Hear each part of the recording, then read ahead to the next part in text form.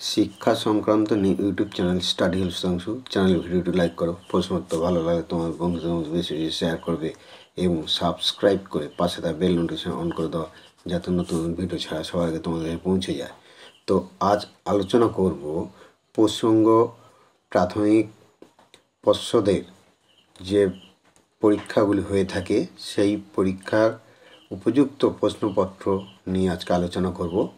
তৃতীয় পর্যায়ক্রমিক মূল্যায়নপত্র 2024 চতুর্থ শ্রেণীর। তো দেখো এই চতুর্থ শ্রেণীর ভালো রেজাল্ট করতে গেলে এই সাজেশান পর্বের যে প্রশ্নোত্তরগুলো আলোচনা করছি তা অতি অবশ্যই সেটা ভালোভাবে প্র্যাকটিস করতে হবে। তো আজকে আলোচনা করব চতুর্থ শ্রেণীর গণিত বিষয়ের বার্ষিক পরীক্ষার মূল্যায়নপত্র। তো দেখো এখানে মোট নম্বর আছে 50 নম্বর, সময় আছে 1.5 ঘন্টা। তো 1.5 ঘন্টার মধ্যে 50 নম্বরে উত্তর করতে গেলে এবং ভালো নম্বর করতে গেলে তোমাকে অবশ্যই প্রশ্নপত্রটি ভালোভাবে দেখতে হবে। তো দেখো আমি প্রথমে প্রশ্নপত্রটি দেখাচ্ছি। তো প্রাথমিক শিক্ষা পর্ষদের নির্দেশ অনুযায়ী নব প্রবর্তিত পর্যায়ক্রমিক মূল্যায়ন পদ্ধতি অর্থাৎ সিসি পদ্ধতির মাধ্যমে যে প্রশ্নপত্রগুলি হয়ে আসছে সেটি আলোচনা করছি।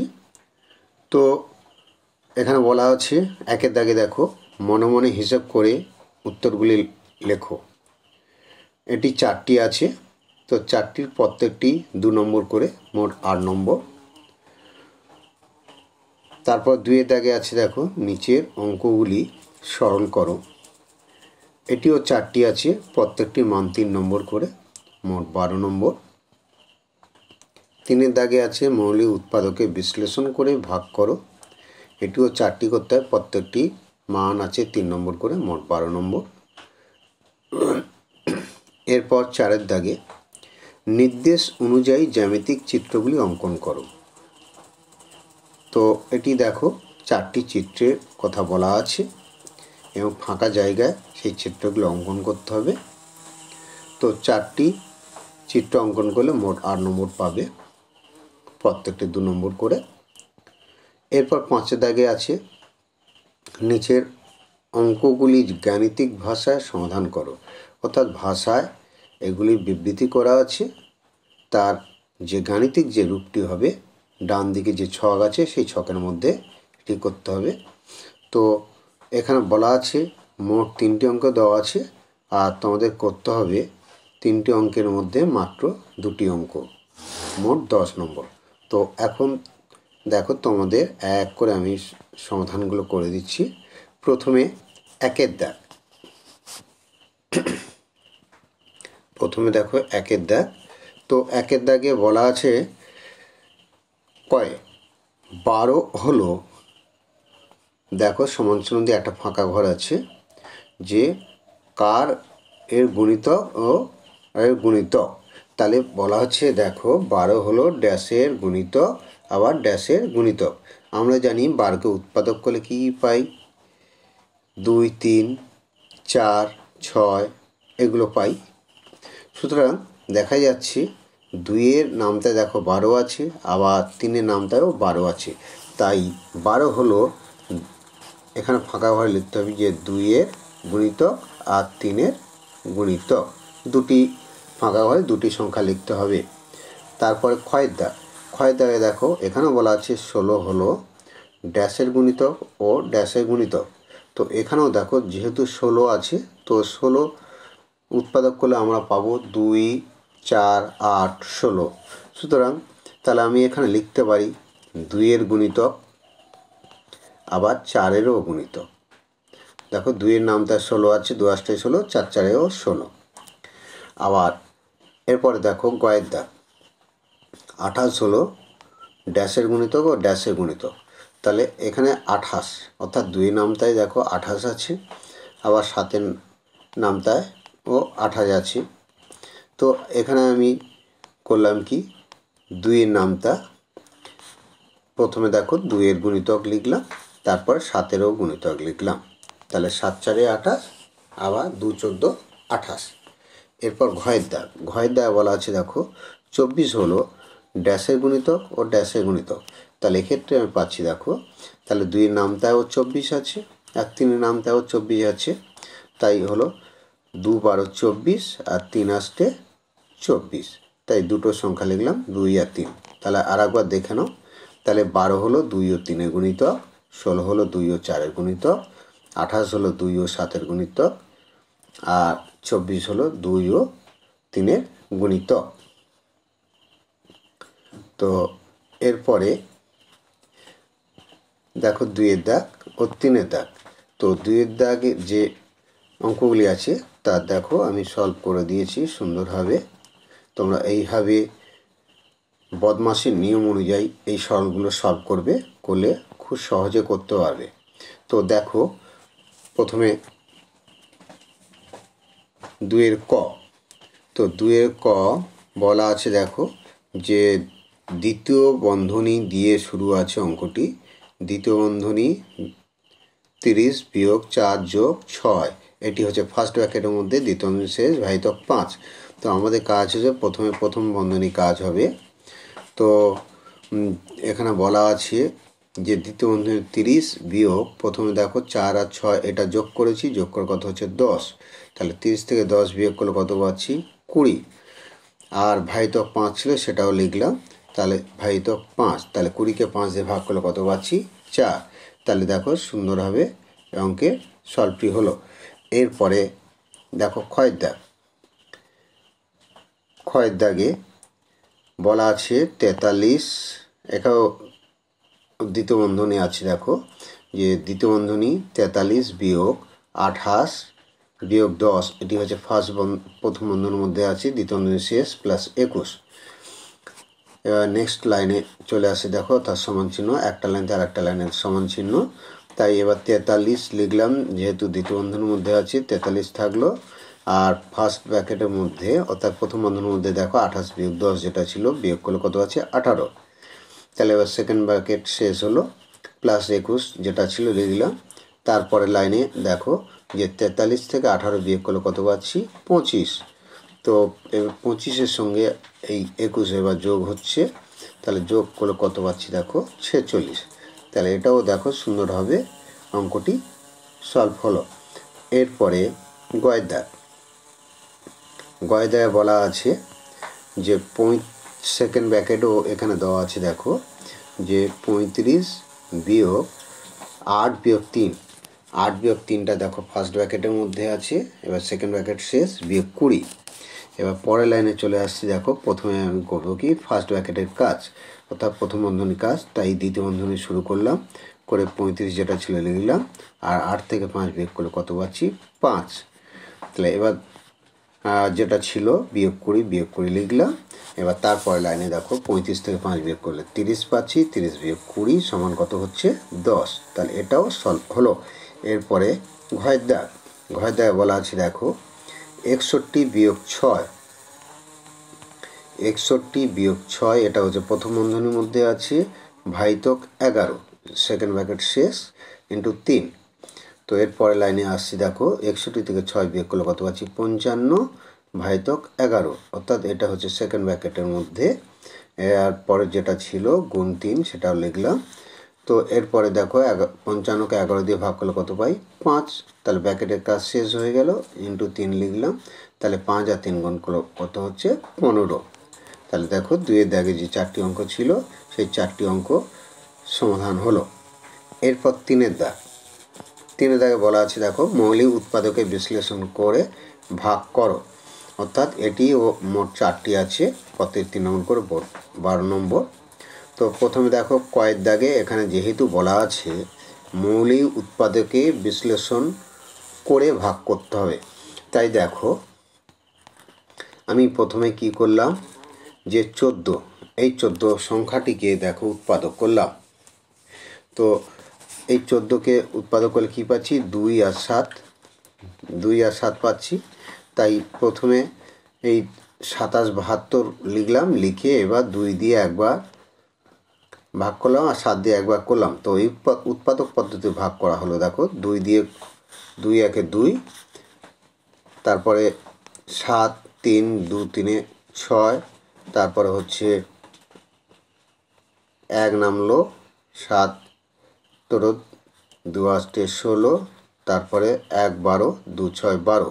অর্থাৎ দেখো এটা তোমরা যদি পাশে ভাগও করে দেখতে পারো, সুন্দরভাবে ভাগ করে করতে পারবে।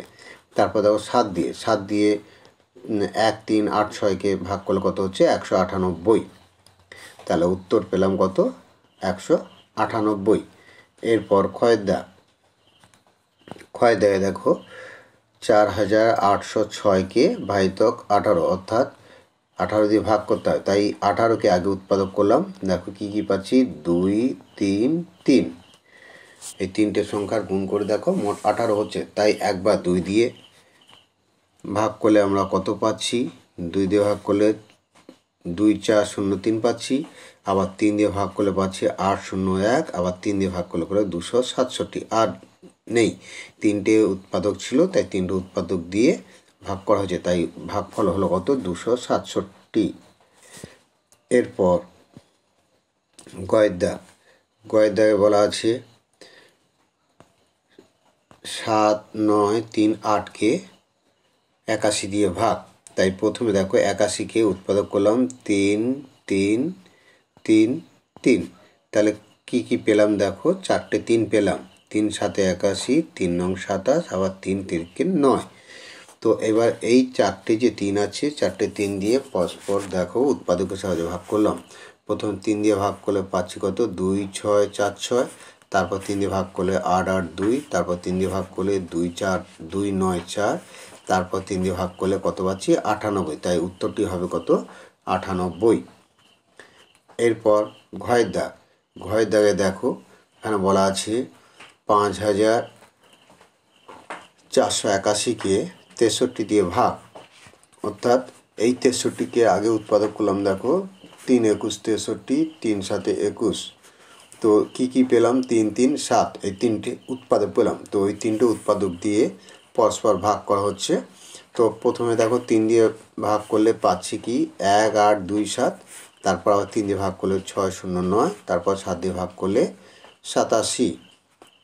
তো তাহলে উত্তরটা পেলাম কত 87। তো দেখো এখানে সবকটি অঙ্ক করা হলো। তো এরপরে যেহেতু এটা 3-এর দাগ হয়ে গেছে, এরপর 4-এর দাগ। তো দেখো 4-এর দাগে যেটি বলা আছে নির্দেশ অনুযায়ী জ্যামিতিক চিত্রগুলি অঙ্কন করো। এটা 4টি ছক করা আছে এবং ছকের নিচে দেখো নামগুলি লেখা আছে।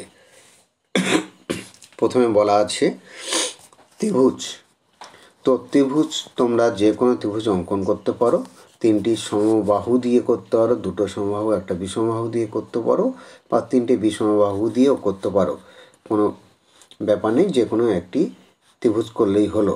তো আমি এখানে দেখো তোমাদের একটা দেখিয়ে দিচ্ছি। এই ত্রিভুজ তোমরা ঠিক এইভাবে একটা ত্রিভুজ করবে। এরপর দেখো বর্গক্ষেত্র হচ্ছে যার 4টি বাহু সমান তাকে বলা হচ্ছে বর্গক্ষেত্র। তো দেখো এখানেও আমি একটি করে দিচ্ছি, 4টি বাহু সমান দিয়ে একটি বর্গক্ষেত্র করে দিচ্ছি। তোমরা ঠিক এইভাবে একটা বর্গক্ষেত্র করবে। এরপর আয়তক্ষেত্র হচ্ছে বিপরীত বাহুদ্বয় লম্বা সমান হবে এবং সমান্তরাল হবে। তো দেখো আমি এটি আয়তক্ষেত্র করে দিচ্ছি। তোমরা ঠিক দেশলাই বাক্সের মতন বা ইটের মতন এরকম করেও করতে পারবে। দেখো এই আয়তক্ষেত্রটি করে দিলাম। এরপর বৃত্ত অর্থাৎ একা পুরো গোল আকৃতির যে চিত্রটি হবে তাকে বলা হচ্ছে বৃত্ত। তো দেখো এখানেও আমি বৃত্তটি করে দিলাম। তো এরপরে দেখো 5-এর দাগে বলা আছে নিচের অঙ্কগুলি গাণিতিক ভাষায় সমাধান করো। 2টি করতে হবে। এখানে তোমাদের 3টি দেওয়া আছে, প্রত্যেকটি মান দেওয়া আছে 5 নম্বর করে। তো প্রথম কয়ের দাগে যে অঙ্কটি বলা আছে দেখো, হুগলির দিয়ারা চাষি সমীর বাবু পান গাছ তৈরি করেছেন। কি বলেছে, হুগলির দিয়ারার চাষি সমীরবাবু পান গাছ তৈরি করেছেন। 32টি পান পাতা বেঁধে এক গোছ তৈরি করলে 4064টি পান পাতা কতগুলি গোছ তৈরি করবেন। তো এখানে যেটি বলা আছে দেখো যে মোট পান পাতা বলা আছে 4064, এটাকে 32 দিয়ে ভাগ করতে হবে। তো দেখো আমি এখানে দেখিয়ে দিচ্ছি, দেখো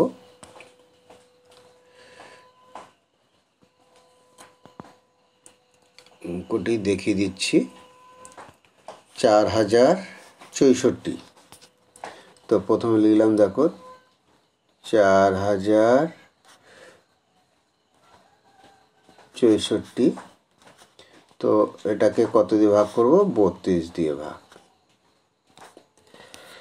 তো 32 প্রথমে দেখো 1 দিয়ে যাচ্ছে, 1 দিয়ে 32 বিয়োগ করলাম, বিয়োগ করলে কত পাচ্ছি দেখো, তাহলে এখানে 8 আর ভাগের নিয়মে একটা করে সংখ্যা নামবে, 6 নামলো, তাহলে 86 পেলাম। তাহলে 86 কত হয়ে যাচ্ছে দেখো, 2 যাচ্ছে, 32 দুগুণে 64,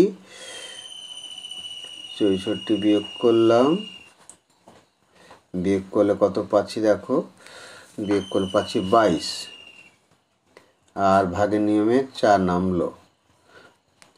তাহলে এবার 32 সাথে কত হচ্ছে, 32 সাথে 2 2 4, অর্থাৎ 2 2 4 বিয়োগ করলাম, বিয়োগ 0। তাহলে উত্তর কত পেলাম দেখো, কতগুলো গোছ পেলাম না, 127টি। এটাই হবে উত্তর। এখানে যেহেতু বলা আছে পান পাতা কতগুলি গোছ হবে, তাহলে যেহেতু 32টা পাতা একটা গোছ হয়, তাই মোট সংখ্যাকে 32 দিয়ে ভাগ করলে সংখ্যাটি পেয়ে যাবো, গোছের সংখ্যা পেয়ে যাব। তাই এখানে উত্তর পেলাম কত, 127 গোছ। এরপর ক্ষয়ের দাগে বলা আছে দেখো, সুদীপ্ত 1 কিলোগ্রাম জিলিপি কিনেছে, গুনে দেখলো 48টি জিলিপি আছে। 48টি জিলিপি তোমার 9 জনে কয়টি করে পাবে এবং অবশিষ্ট থাকবে কয়টি? তো এখানেও 48টি 9 জনের মধ্যে, তাই 48কে কী করবো, 9 দিয়ে ভাগ। তো দেখো এখানে আমি করে দিচ্ছি।